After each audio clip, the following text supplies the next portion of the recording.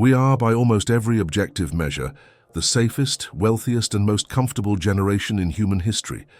Our ancestors worried about famine, plague, and predators. We worry about a text message we haven't received. We worry about what a colleague meant by that comment. We wake up at 3 a.m. with a nameless, free-floating dread. This is the great paradox of modern life. We have eliminated most external threats, so our minds have become experts at creating internal ones. We have diagnosed this as an anxiety disorder. We treat it as a bug, a glitch in the system, a chemical imbalance to be numbed with medication, meditation, or distraction. But what if it's not a bug? What if it's a feature?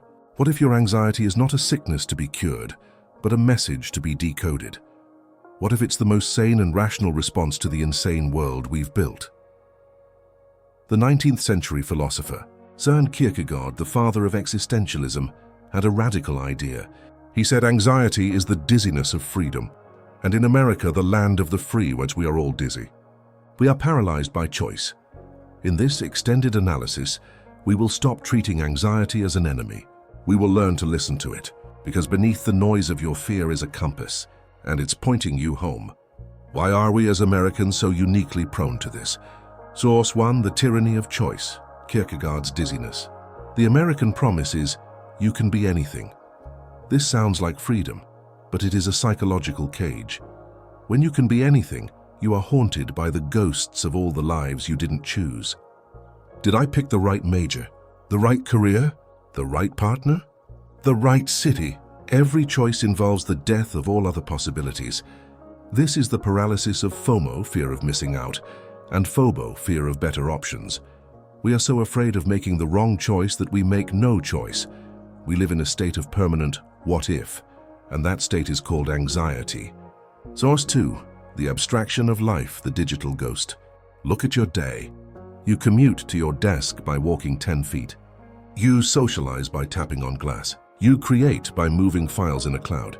You navigate by listening to a voice from your phone. We have disconnected our minds from our bodies. We are living in a digital abstraction. Our brains, which evolved for millions of years to interact with the physical, tangible world, the sun, the soil, the tribe, are now trapped in a box. This disconnect creates a profound subconscious anxiety. We feel like ghosts in our own lives. We are ungrounded. Source 3, the loss of the shadow, the Jungian problem. As we discussed in our video on Carl Jung, our culture is obsessed with positive vibes only. We are terrified of negative emotions. We repress our sadness, our anger, our grief, but these emotions don't disappear. They go into the basement, into our shadow, and they begin to rot. This repressed, unprocessed emotional energy bubbles up to the surface. It can't show itself as anger, that's bad, so it shows itself as a nameless chronic anxiety. Your anxiety is often just unprocessed grief or unexpressed anger in disguise. The feeling of anxiety is so uncomfortable that we will do anything to escape it. But our cures are just gasoline on the fire. Failed cure 1, the numbing, distraction. This is the most common. The moment that 3 a.m. anxiety hits, what do? You grab your phone. You scroll. You binge watch another season of a show you don't even like. You have a drink. You doom scroll the news. These are not cures. They are anesthetics. You are just pushing the anxiety down, ensuring it will return tomorrow, louder and more powerful, because you refuse to listen to its message. Failed cure 2, the control fallacy, hyperproductivity. This is the trap of hustle culture we discussed in our last video. We think, I'm anxious because my life isn't perfect, so we try to control everything. We optimize our mornings. We track our calories. We obsess over our careers. We try to outrun our anxiety by being perfect, but this just creates more anxiety, because life by its very nature is uncontrollable. You are trying to build a perfect house of cards in the middle of a hurricane. Failed cure 3, the reassurance trap, external validation. Do you think I did okay? Do you still love me? Is this normal? Guys, we constantly check with others to see if our reality is valid. As the Stoics taught, we are chaining our peace of mind to the opinions of others, the one thing we cannot control. Every time you ask for reassurance, you are sending a message to your own brain, I don't trust myself. This makes you weaker and more anxious over time. The only way out is through. You must stop running and turn around to face the feeling. Here are 4 practical ways to decode the message. Tool 1. Name it to tame it, the Stoic interrogation. As Epictetus said, we are disturbed not by things but by the views we take of them. Anxiety is almost always a judgment about the future. When you feel it, stop. Get a journal. Interrogate the feeling. What am I physically feeling? E.g., my chest is tight, my stomach is churning. What is the exact thought? Don't say I'm worried about work. Be specific. I am convinced I will be fired if I make a mistake in the presentation. Challenge the thought. Is this 100% true? Have I been fired before? What is the actual worst-case scenario? By moving the fear from your primitive lizard brain to your rational prefrontal cortex, you take away its power. You turn a nameless dread into a simple, solvable problem. Tool 2. Get out of your mind and into your body. The grounding. Your mind is a time machine, constantly jumping to a catastrophic future. Your body lives only in the present. You must reground yourself, Tarin. Practice box breathing. Inhale for 4, hold for 4, exhale for 4, hold for 4. This manually resets your vagus nerve and tells your body the threat is over. Use the 5, 4, 3, 2, 1 technique.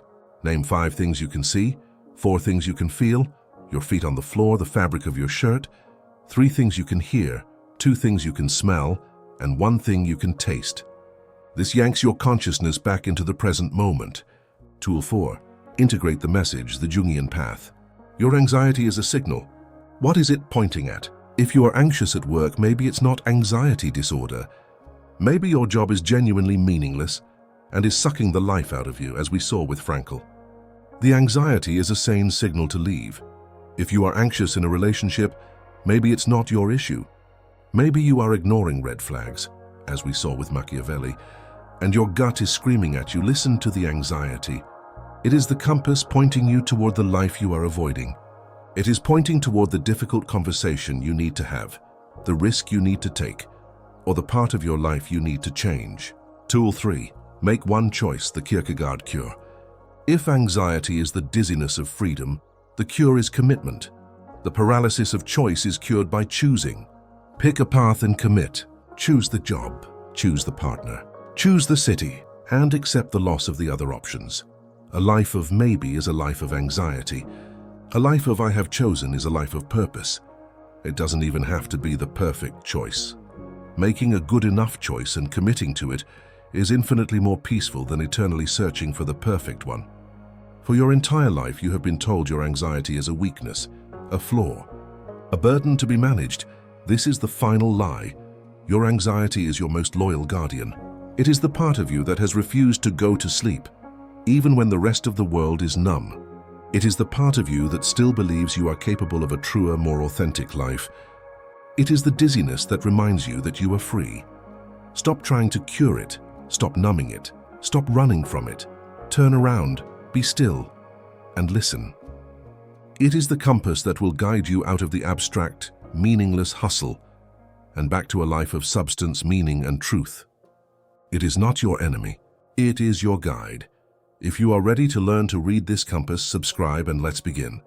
In the comments, tell us, what is one message your anxiety has been trying to send you?